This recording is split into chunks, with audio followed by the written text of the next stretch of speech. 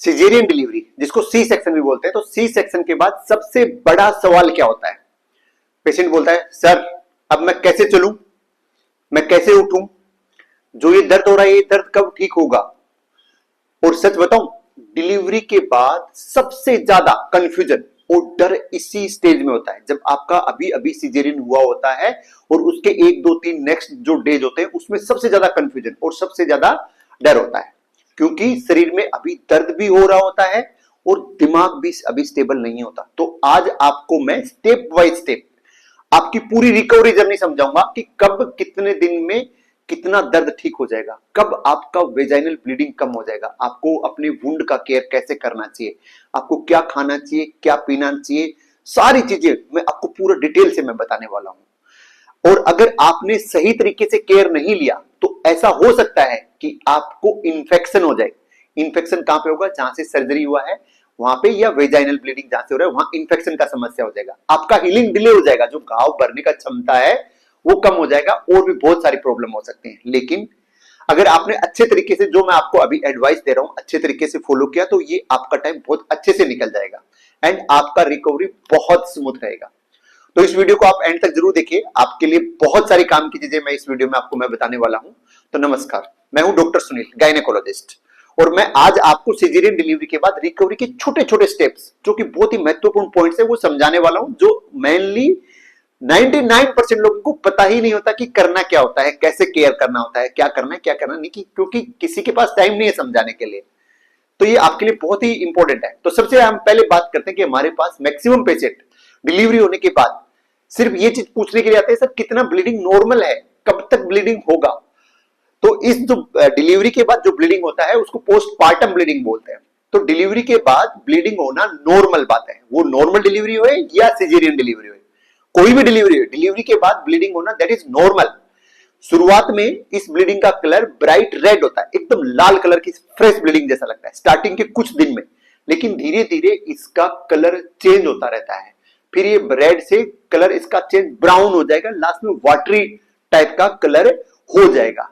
तो नॉर्मली ऐसा देखा गया है कि 4 to 6 वीक, डिलीवरी के 4 to 6 वीक के बाद ये धीरे धीरे करके सिर्फ लास्ट में स्पॉटिंग बच जाता है, थोड़ा थोड़ा थोड़ा स्पॉटिंग होता रहेगा।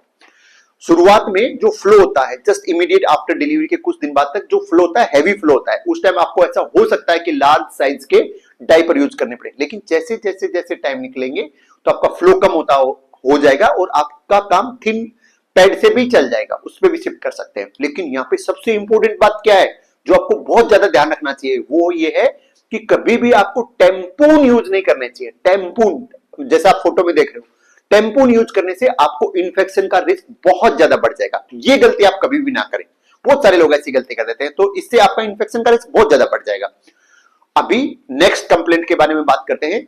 पेशेंट को डिलीवरी के बाद वेजाइनल डिस्कम्फर्ट, जहां जो पेशाब का रास्ता है वहां पे डिस्कम्फर्ट एंड पेन होता रहता है।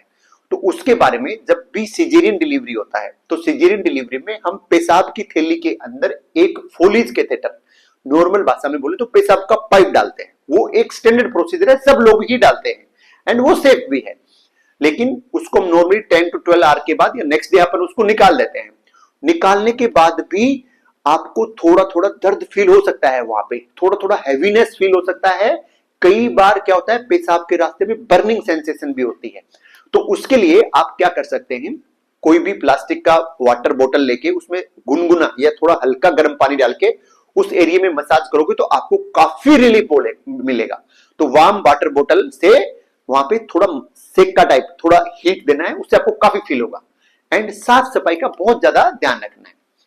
तीसरा कंप्लेंट पेशेंट का होता है कि सर जहां पे जो इंसिजन लगा है, सिजेरियन के बाद जो इंसिजन लगा है वहां पे थोड़ा थोड़ा स्वेलिंग हो गया है सर, है ना, और वहां पे थोड़ा थोड़ा पेन भी हो रहा है। तो इसके बारे में मैं बताऊं तो ये चीज नॉर्मल है, जहां पर कट लगा होता है वहां पे स्टार्टिंग में हल्का सा स्वेलिंग एंड हल्का सा पेन रहता है, एंड ये हीलिंग का नॉर्मल पार्ट है। जैसे हीलिंग होगा तो नॉर्मल पार्ट है। मैं सारे पेशेंट को सेम एक एग्जांपल देता हूं कि कभी आपका सब्जी काटते टाइम अंगूठा जरूर कटा होगा, उस अंगूठे में जहां से जो नाइफ से अंगूठा कटा उसमें कितने दिन तक दर्द रहता है? आप बोलोगे सर 8 से 10 दिन। तो यहाँ पे आपका पेट कटा होता है तो थोड़ा थोड़ा दर्द रहेगा, इसमें घबराने वाला कुछ नहीं है, ठीक है। ये बॉडी का नेचुरल हीलिंग प्रोसीजर है और इसके अंदर हल्का सा स्वेलिंग रहेगा, हल्का सा पेन रहेगा। जैसे जैसे टाइम निकलेगा वैसे वैसे ये स्वेलिंग भी कम हो जाएगी और आपका पेन भी कम हो जाएगा। ये एक नॉर्मल प्रोसीजर है।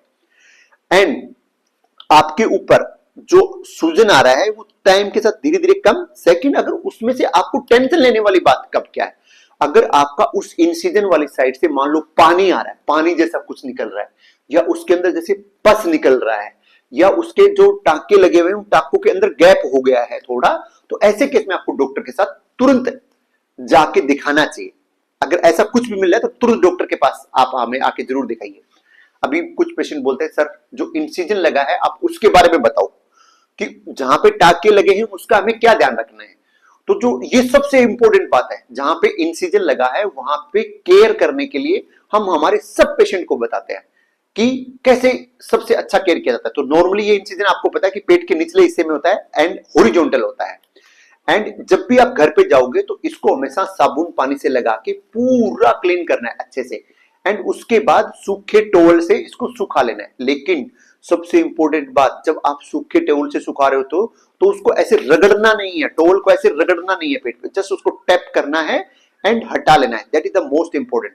सेकंड, आप शॉवर ले सकते हो। थर्ड, आपको रोजाना बाथ लेना ही लेना है। अगर वहां पर गंदगी रहेगा तो इंफेक्शन का चांस बढ़ जाएगा। कुछ लोग हमारे पास पेशेंट आते हैं, वो बोलते हैं कि सासू माँ ने मना किया है, मदर ने मना किया है कि डिलीवरी के बाद तो 7 दिन तक नहाना ही नहीं होता। ऐसा अगर हो जाएगा तो आपका वुंड का इंफेक्शन का संभावना बढ़ जाएगा। तो रोजाना बाथ जरूर लें, उससे कुछ नहीं होगा, आपका घाव ठीक रहेगा। सेकंड, उसके साथ साथ आपने साबुन लगाना है वहां पे एंड साफ टॉवल से उसको साफ करना है, टैप करके, लेकिन रगड़ना नहीं है। ठीक है, उसके के साथ ज्यादा छेड़खानी नहीं करनी है। हमेशा उसको क्लीन, जितना क्लीन रखोगे उतना जल्दी वुंड हीलिंग होगा। अगर आपको उस एरिया में ज्यादा पेन हो रहा है तो आप हीट पैड या वार्म कंप्रेशन किसी भी चीज में हल्का गुनगुना पानी डाल के बोतल या उसके ऊपर से चारों तरफ से कपड़ा लगा के अगर थोड़ा थोड़ा थोड़ा थोड़ा थोड़ा लगाएंगे तो आपको काफी रिलीफ फील होगा, उससे आपको पेन भी कम होगा। फिर ये तो बात हो गई इस चीज की कि कब हॉस्पिटल जाना है, क्या क्या करना है। फिर पेशेंट आके पूछते हैं सर हम कितने दिन बाद चलना स्टार्ट करें। मैंने ऐसे पेशेंट भी देखे हैं जिनका एक बार सिजेरियन हो गया, वो 15-15 दिन बेड से ही नहीं उठते, सोए ही रहते हैं कि उनको किसी ने बोला है कि हमें इतना आराम करना है। तो ये बिल्कुल गलत बात है, ऐसा नहीं है। ये आपके स्वास्थ्य के लिए गलत है। आपको इतने ज्यादा आराम की जरूरत नहीं है, आपको हल्का फुल्का मूवमेंट रोजाना करना चाहिए। हम तो जिस दिन पेशेंट का सिजेरियन करते हैं उससे नेक्स्ट दिन ही उसको चलना और सब करना स्टार्ट करवा देते हैं। तो आपको घर हॉस्पिटल से डिस्चार्ज जाने के बाद भी रोजाना धीरे धीरे चलना चाहिए। आपको खुद बेड से उठना चाहिए बिना किसी की सपोर्ट के, आपको खुद बाथरूम तक जाना चाहिए। ये सब चीजें आपका हीलिंग प्रोसेस फास्ट करेंगे।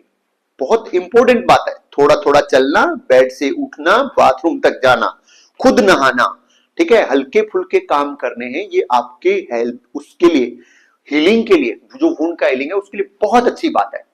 ठीक है, एंड आपके शरीर में ये ब्लड क्लॉट बनने से भी रोकते हैं। जैसे कोई भी सर्जरी होता है उसके बाद ज्यादा बेड रेस्ट लेने से एक डीवीटी नाम की बीमारी होती है, डीप विनस थ्रोम्बोसिस, उससे शरीर में थक्के बन जाते हैं। तो अगर आप मूवमेंट करते रहोगे तो ऐसा आपके साथ नहीं होगा, ये बिना मतलब में थक्के बनने वाला। तो ये बिल्कुल ध्यान रखिएगा, ये भूलने का नहीं है। लेकिन ऐसा भी नहीं है कि आप चल चल के खुद को थका रहे हो, ऐसा अभी हमें कोई रनिंग नहीं करना है, थोड़ा थोड़ा चलना है, सब चीजें थोड़ी थोड़ी करनी है। जैसे जैसे टाइम निकलेगा आप अपने आप को फिट फील करने लग जाओगे तो आप वो चीजें धीरे धीरे करके बढ़ा सकते हो। जितना आपका शरीर का मन करे उतना ही करना है, ओवर नहीं करने का। फिर बहुत सारे पेशेंट हमारे पास आते हैं, सर कॉन्स्टिपेशन हो रहा है, सर स्टूल पास नहीं हो रहा, सर स्टूल बहुत हार्ड हो रहा है, ठीक है सर 3 दिन से स्टूल ही पास नहीं हुआ। कुछ पेशेंट बोलते हैं सर स्टूल के साथ ब्लड आ रहा है। तो ये सारी जो प्रॉब्लम है ये कॉन्स्टिपेशन की प्रॉब्लम है, मतलब कब्ज हो रहा है। तो ऐसे केस में क्या करना चाहिए, ये बहुत नॉर्मल बात है, ये आपके साथ भी होगा। तो जो सिजेरियन सेक्शन के बाद जो कब्ज का समस्या है और गैस बनने का समस्या है, ये नॉर्मल बात है। क्यों? क्योंकि डिलीवरी के टाइम कुछ मेडिसिन जो आपको दिया गया वो प्लस जो एनेस्थीसिया आपको जो दिया गया था उसका ये साइड इफेक्ट है। ओके, थर्ड, कुछ पेशेंट मैन जो चलते ही नहीं है, नहीं चलेंगे तो इंटेस्टाइन का मोटिलिटी नहीं होता, खाना नहीं खाते हैं। कुछ लोग ऐसे होते हैं कि इतने इतने दिन तक खाना नहीं खाना। तो ये सब उन चीजों की वजह से होता है। तो आपको कॉन्स्टिपेशन आपके साथ ऐसा ना हो, उसके लिए आपको क्या करना चाहिए, आपको एटलीस्ट दिन में 3 लीटर पानी पीना चाहिए, एटलीस्ट 3 लीटर पानी पीना चाहिए।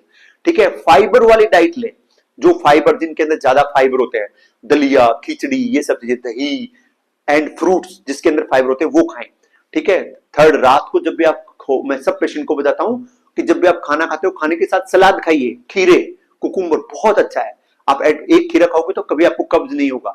साथ में अगर फिर भी आपको ज्यादा समस्या हो रहा है तो डॉक्टर की सलाह से कब्ज के सिरप्स आते हैं, कॉन्स्टिपेशन के स्टूल सॉफ्टनर आते हैं, लेकिन वो कब लेने, आपने सिर्फ डॉक्टर की एडवाइस से लेना। आपको परेशान नहीं होना। अगर कोई समस्या है तो आप हम लोगों के पास आइए, हमारे पास सब चीजों का ट्रीटमेंट है।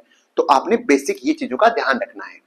एंड सबसे इंपॉर्टेंट, कॉन्स्टिपेशन अगर हो रहा है तो आपको मूवमेंट करना बहुत जरूरी है। चलना फिरना, थोड़ा थोड़ा एक्टिविटी करोगे तो आपको बहुत कम हो जाएगा कॉन्स्टिपेशन।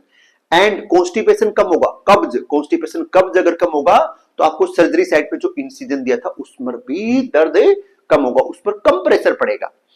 ओके, तो ये कॉन्स्टिपेशन का हो गया। कुछ पेशेंट बोलते हैं सर हमें टॉयलेट केयर के बारे में बताओ, कि जब हम फ्रेश होने जाते हैं, यूरिन पास करने जाते हैं, तो हमें वहां बैठना चाहिए, नहीं बैठना चाहिए, वेस्टर्न सीट यूज करनी चाहिए, कौन सा टॉयलेट सीट यूज करना चाहिए, इंडियन स्टाइल वाला यूज करना चाहिए, तो उसके बारे में मैं बताता हूं। तो टॉयलेट जाते समय आप जब भी थोड़ा झुकते हो या नीचे बैठते हो तो वो आपको अनकंफर्टेबल हो सकता है, उसकी वजह से आपको इंसिजन साइड पे थोड़ा पेन हो सकता है, ये नॉर्मल बात है। तो इसके लिए आप इंग्लिश स्टाइल वाला टॉयलेट सीट यूज करोगे तो वो आपके लिए बेटर रहेगा। ठीक है, इससे आपके इंसिजन पे पेन कम होगा, पहली बात। सेकंड, जो इंडियन स्टाइल टॉयलेट हैं उनको अवॉइड करना ज्यादा बेटर रहेगा, क्योंकि उससे पेट पे ज्यादा प्रेशर पड़ता है। ओके, कुछ पेशेंट हमें पूछते हैं सर आप ये बताओ कि जो इंसिजन लगा है उसके सपोर्ट के लिए हमें क्या करना चाहिए। वो बोलते हैं सर अब जब हम खांसी करते हैं, कुछ भी करते हैं तो हमें दर्द होता है। तो इसका जवाब क्या है, जब भी आप कफ करते हो, खांसी, या आपको छींक आता है, या आप जोर से हंसते हो, है ना, जोर से हंसते हो, तो उस टाइम आपका जो एक हाथ है ये इंसिजन साइड पे होना चाहिए। आप ऐसे पेट पकड़ के खांसी करना चाहिए, चेक करना चाहिए, इससे आपके इंसिजन पे कम जोर पड़ेगा। ओके, तो वहां पे कॉम्प्लिकेशन होने की संभावना कम हो जाएगी। ठीक है, तो इंसिजन को सपोर्ट मिलेगा। ओके, कुछ पेशेंट बोलते हैं सर एब्डोमिनल बाइंडर यूज कर सकते हैं क्या। ये बहुत अच्छी बात है। जब नॉर्मली क्या होता है, जिनका सेकंड पेशेंट या सेकंड बेबी या थर्ड बेबी होता है तो उनका पेट आगे की साइड बहुत ज्यादा आ जाता है, तो आगे की साइड वो बहुत ज्यादा था, तो हम उस पेशेंट को बोलते हैं कि आप एब्डोमिनल बाइंडर यूज करो। ठीक है। थर्ड इंपोर्टेंट, कई बार क्या होता है पेट आगे की साइड फोल्ड होके ऐसे पूरा नीचे तक चला जाता है, तो जो इंसिजन साइट होती है वहां पे पसीना इकट्ठा होने लग जाता है, तो वो गिल्ला गिल्ला रहता है, वहां इंफेक्शन का संभावना बढ़ता है। तो हम उसको बोलते हैं कि पेट को ऊपर को करके आपने एब्डोमिनल बाइंडर पहनना है। तो जब भी आप डिस्चार्ज जाओगे तो उस टाइम अपने डॉक्टर से जरूर पूछें कि एब्डोमिनल बाइंडर यूज करना है या नहीं करना। एंड पूरे मतलब मोटा मोटे अगर मैं आपको बताऊं तो जो लोग पतले पेशेंट होते हैं उनमें एब्डोमिनल बाइंडर का रिक्वायरमेंट नहीं होता, लेकिन जो मोटे लोग होते हैं जिनका दूसरा या तीसरा सर्जरी होता है उनके लिए बाइंडर यूजफुल होता है, लेकिन 24 आवर पहन के रखने का जरूरत नहीं होता। फिर पेशेंट बोलते हैं सर आप और क्या चीजें बताओगे हमें जो डेली लाइफ में हमें चेंज करनी चाहिए सिजेरियन के बाद। तो उसका आंसर है कि जब भी आप बेबी को उठा रहे हो, जब भी बेबी को उठा रहे हो और उठाने में अगर आपको दिक्कत हो रहा है तो बेबी को नहीं उठाना है, किसी का आप हेल्प ले सकते हो अगर आपको पेन हो रहा है। एंड बच्चे को आराम से धीरे धीरे उठाना है, ज्यादा झुकना नहीं है। आप हेल्प लेने में बिल्कुल ना समझाइए, अभी इस टाइम आपको हेल्प का सबसे ज्यादा रिक्वायरमेंट है। अपने आप पे प्रेशर कभी भी ना डालें। ठीक है। ब्रेस्ट फीडिंग मोस्ट इंपोर्टेंट, जब सिजेरियन के बाद ब्रेस्ट फीडिंग आप कराते हो तो आपको ऐसे आगे की साइड झुक के नहीं कराने का, जैसे ऐसे आप हो तो ऐसे झुक के कराओगे तो कमर में दर्द होने लग जाएगा, ऐसा बिल्कुल नहीं करने का। आपकी जो सपोर्ट जो पीछे का है पूरा ऐसे किसी चीज से सपोर्ट होना चाहिए। एंड फिर ब्रेस्ट फीडिंग कराना है। स्टार्टिंग में बहुत सारी पेशेंट बोलते हैं सर ब्रेस्ट मिल्क तो आ ही नहीं रहा। तो ब्रेस्ट मिल्क स्टार्टिंग में जैसे ही सिजेरियन होता है उसके तुरंत बाद एक दिन में कुछ लोगों को कम होता है, लेकिन जैसे जैसे टाइम निकलेगा वैसे वैसे अपने आप आपको ब्रेस्ट फीड आने लग जाएगा। कुछ लोगों को हम कुछ मेडिसिन भी देते हैं जिससे ब्रेस्ट मिल्क का फॉर्मेशन बढ़ जाता है, लेकिन कभी भी अगर ब्रेस्ट फीड नहीं आ रहा तो अपने बच्चे को टॉप फीड ना दें। वर्ल्ड हेल्थ ऑर्गेनाइजेशन बोलता है कि 6 महीने तक बच्चे को ब्रेस्ट मिल्क के अलावा कुछ नहीं देना है। एंड अगर आप बच्चे को ब्रेस्ट टॉप फीड दे दोगे, ऊपर से फीड दे दोगे, तो बच्चा फिर आपका दूध पिएगा ही नहीं। क्यों? क्योंकि उसको जो ऊपर से आप दूध दे रहे हो उसमें उसको कोई जोर नहीं लगाना पड़ रहा, लेकिन वो आप जब ब्रेस्ट फीड कराओगे तो उसको सक करना पड़ता है, सक करने में उसका जोर लगता है, तो वो जोर नहीं लगाएगा, सिर्फ बच्चा रोता ही रहेगा, रोता ही रहेगा, रोता ही रहेगा, आपका ब्रेस्ट फीड लेगा ही नहीं। तो टॉप फीड देने का बिल्कुल भी गलती ना करें। एंड ये आप अपने बच्चों के डॉक्टर से जरूर डिस्कस करें अगर इसमें समस्या अगर आप हो रहा है, या अपने गायनेकोलॉजिस्ट से पूछें। सेकंड, तो आप चेयर नॉर्मल कुर्सी पे बैठ के पीछे की साइड सपोर्ट देके ब्रेस्ट फीडिंग कराना है। अगर लेट के करा रहे हो तो हमेशा पोजीशन चेंज करा के कराना है, ठीक है। तो फिर आप बोलते हैं सर अब ये चीज तो कर लेंगे, अभी आप हमें ऐसी चीजें और बताओ कि कब हमें तुरंत हॉस्पिटल जाना है। आप हर बार बताते हो, तो तुरंत अगर अभी अभी आपका सीजेरियन डिलीवरी या नॉर्मल डिलीवरी हुआ है तो आपको तुरंत हॉस्पिटल कब जाना चाहिए, ये बहुत इंपॉर्टेंट है। तो पहली बात, अगर आपको बहुत ज्यादा ब्लीडिंग हो रहा है, मतलब एक दिन में 4-4, 5-5 पैड चेंज करने पड़ रहे हैं एंड एकदम ब्राइट रेड कलर का हो रहा है, तो आपको तुरंत हमें आके दिखाना है।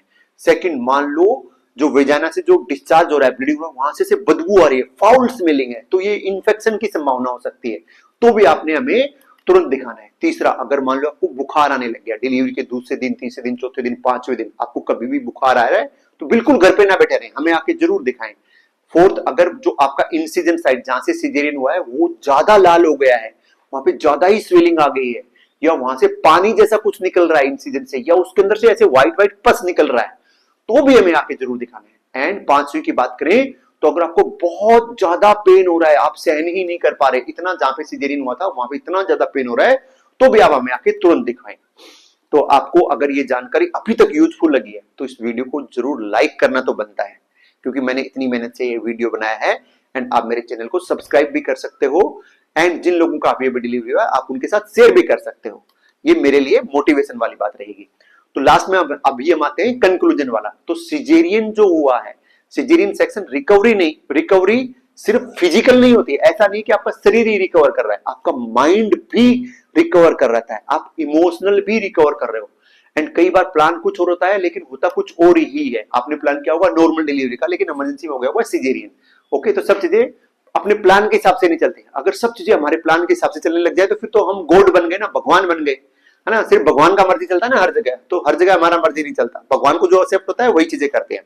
लेकिन याद रखिए, आपने एक लाइफ को जन्म दिया है, आपने बहुत बड़ा काम किया है, वो जो सबसे इंपॉर्टेंट स्टेप था वो आप पास कर चुके हो, अभी बेबी आपके हाथ में आ गया है, तो आप स्ट्रॉन्ग हो, इस चीज में कोई डाउट नहीं है। आपको ये नहीं बोल सकते कि आप स्ट्रॉन्ग नहीं हो, आप 100% स्ट्रॉन्ग हो, क्योंकि आपने एक बच्चे को ऑलरेडी जन्म दे दिया है। एंड ये फेज भी धीरे धीरे गुजर जाएगा, जैसे जैसे गुजरेगा सारी कॉम्प्लिकेशन कम होते चली जाएंगी, है ना। पेन कम हो जाएगा, दर्द कम हो जाएगा, ब्रेस्ट फीडिंग अच्छे से आने लग जाएगी, आप बेबी केयर समझ जाओगे, आप अपना खुद का केयर करना समझ जाओगे। ओके, एंड अगर आप चाहते हैं कि आपकी रिकवरी सेफ और स्मूथ रहे तो आप मुझे जरूर सब्सक्राइब कर सकते हैं एंड बेल आइकन बटन जरूर प्रेस करेंगे। एक बात जो मैं बतानी भूल गया, कुछ लोग ऐसे होते हैं जिनके स्किन पे जो स्टेपलर लगे होते हैं या सूचर लगते हैं, वो सोचते हैं कि हम घर पे ही निकाल लेंगे, तो ये गलती आप बिल्कुल कभी भी ना करें, इससे आपको इन्फेक्शन का संभावना बढ़ सकता है। तो सबसे बेस्ट क्या रहेगा, आप अपने डॉक्टर के पास जाएं और वहीं पे सीजेरियन, जिसने आपका सीजेरियन किया, आप उन्हीं से निकलवाएं, वो बेस्ट है। घर पे सूचर निकालने का, टांके निकालने का कभी भी कोशिश ना करें। ओके, और मैंने भी ऐसे डिलीवरी के बाद आपको क्या करना चाहिए, क्या खाना चाहिए, इसके मैंने बहुत सारे वीडियोस बनाए, आपके बच्चे के बारे में बहुत सारे वीडियो बनाए, वो सब आप जाके मेरे चैनल पे देख सकते हो। तो नमस्कार, बाय बाय, मिलते हैं नेक्स्ट वीडियो में।